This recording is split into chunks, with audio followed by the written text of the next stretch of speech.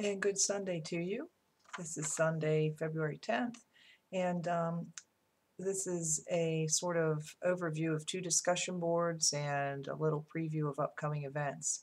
Two discussion boards I'd like to review are the Open Boat and In the Land of the Free. The Land of the Free is not due until tonight, but I end up getting discussion boards done late because I wait till after Sunday, so I just decided this week to go ahead and read what's there so far.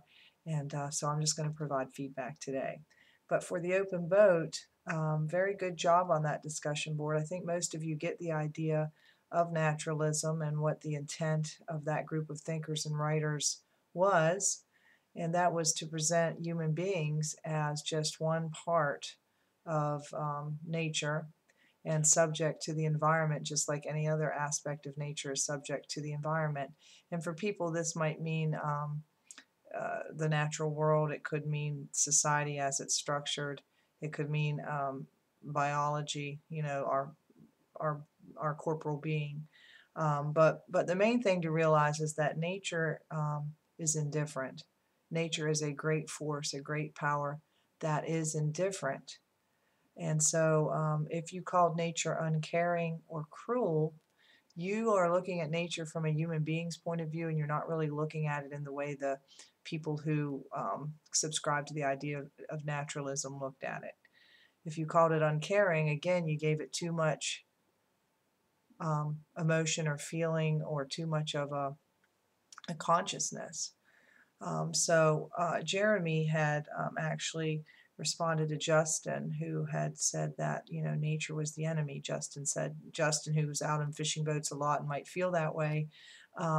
Jeremy made a good point that again, nature is indifferent. It doesn't care one way or another. It's just a force that is what it is. The shark is not cruel and violent. The shark is a shark, you know, and the idea of Darwin's survival of the fittest. Uh, those birds, for example, that Jackson had brought up, the birds who are very calm, because in that particular environment, it's natural for them to be on the water. They're used to the ocean as it is. They find whatever foothold they can find when they find it, and they're just part of it in that way. So I just kind of wanted to make that point because also the classic man versus nature conflict, doesn't quite apply. Um, the men are battling nature, but since they can't really battle the sea, I mean, they're so insignificant in the scope of that. Instead, they sort of, it's a fight against themselves and their own will within that little boat that is their world. That some of you did note that.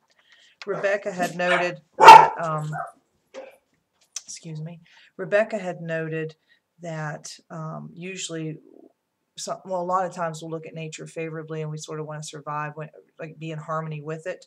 And this was certainly a contrast to that idea, and I like that. So, it's more the idea that nature has control of people, um, that nature is the thing that sort of determines human fate. That's that idea of determinism, that our fate is already determined by the forces of nature, and that we really don't have any power over that. So this is something to think about. Even those who have a more religious point of view and think that God has a plan for us, still somehow we work the idea of a person's free will in there, that we do have a decision to make whether we allow ourselves to be on that path or not. But within naturalism and the predetermination that's here, we have no power over that. We are powerless in the face of that nature. Also, objectivity is a big portion of the philosophy or the thinking about naturalism, that things are just presented in as they are, not without judgment. And it's probably important, and someone else pointed this out perhaps, that the correspondent is the one who's telling the story, because as a journalist, he would be probably the most objective, and he would tell it with the most objective point of view. A couple of really significant quotes in the story that you may see on Twiz. One, when it occurs to a man that nature does not regard him as important and that he feels he would not maim the that she feels she would not maim the universe by disposing of him. He at first wishes to throw bricks at the temple, and he hates deeply the fact that there are no bricks and are no temples. This reinforces the idea that, there isn't really a God, per se. It's just the impersonal and indifferent force of nature. Um, it is a bit of a nihilistic or a pessimistic point of view. So I just kind of wanted to point that out. But I thought the discussion board was very good.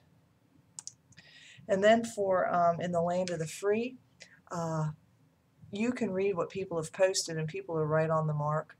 Shanice and Jeremy got into quite a spirited discussion, and I just wanted to say that I saw that, and I thought each of you handled yourself fine.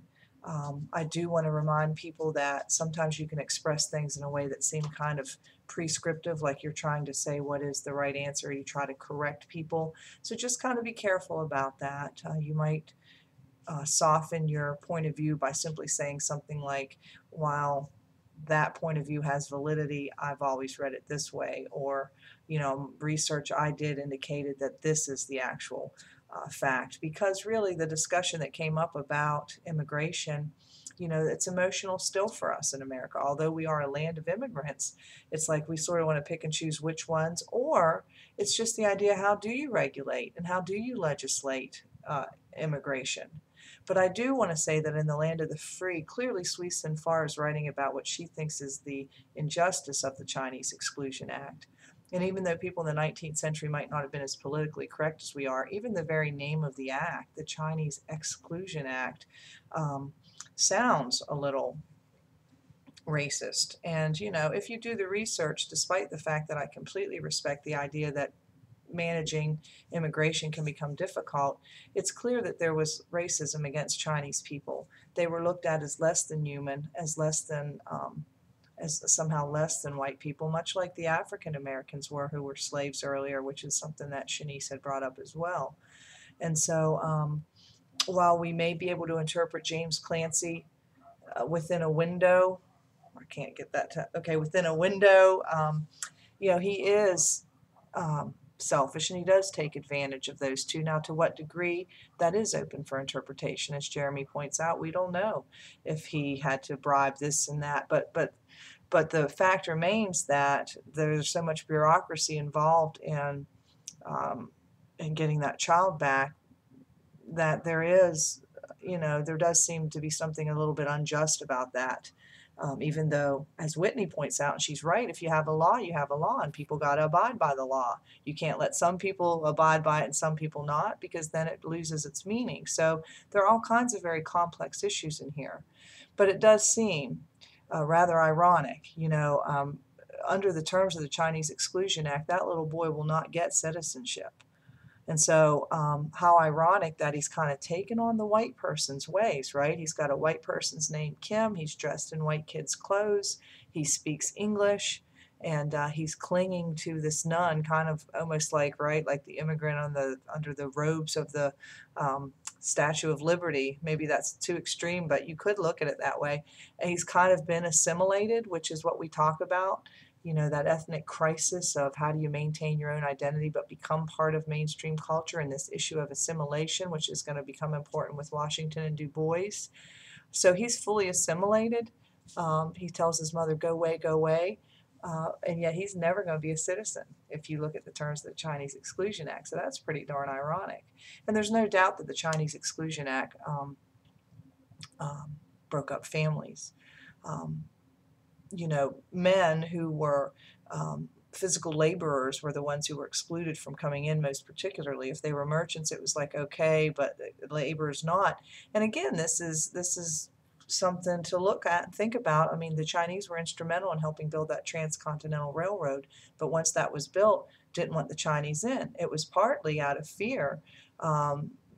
Economic times were tough then, and they were looking for somebody to blame, and they would blame, some people would blame the Chinese, and so it was easy to exclude the Chinese then from coming in and establishing families and to become part of society. So I liked that discussion that Shanice and Jeremy had, and it was bolder than sometimes 200 level students become with each other, and I really respect that, and I hope everybody's cool with that, and I hope you guys take a look at that discussion, because how thoughtful and how much time and thought that Shanice and Jeremy put into their discussion of the story, and I appreciate that very much. I think that's all I wanted to say about it. Um, you know, there are two ways to look at the Chinese Exclusion Act. I mean, there were groups who were supportive of it, like labor unions, because they felt like the Chinese who would do jobs um, for less money and under worse conditions than was appropriate, that would kind of to ruin their leverage for rights they were trying to gain for American workers. And then there were other people opposed to it. So you can do the research yourself. I mean, the Shanice and Jeremy forced me to go do a little more research. Don't forget to look at that placard in your textbook and just see how you think about that. About, yeah, you know, yay, the white man's back on top. You know, keep the white man on top and get the Chinese out and keep them down. That's a little rough to handle, no matter what your point of view about immigration is. So that's all I want to say about that. And then the last thing is Essay 1. I'm sorry if dates were confusing, but the idea is to have your proposal in by tonight. I'm supposed to look at your proposal and provide you feedback so that you have good feedback for going into composing your essay. Then you turn your rough draft in, and we have writing conferences week after next. And you and I meet about that rough draft, and I give you feedback. And then the idea is you can take that feedback to make your essay even better before you submit it for final approval or for final grading. So check out the announcements. Check out Essay 1 folder.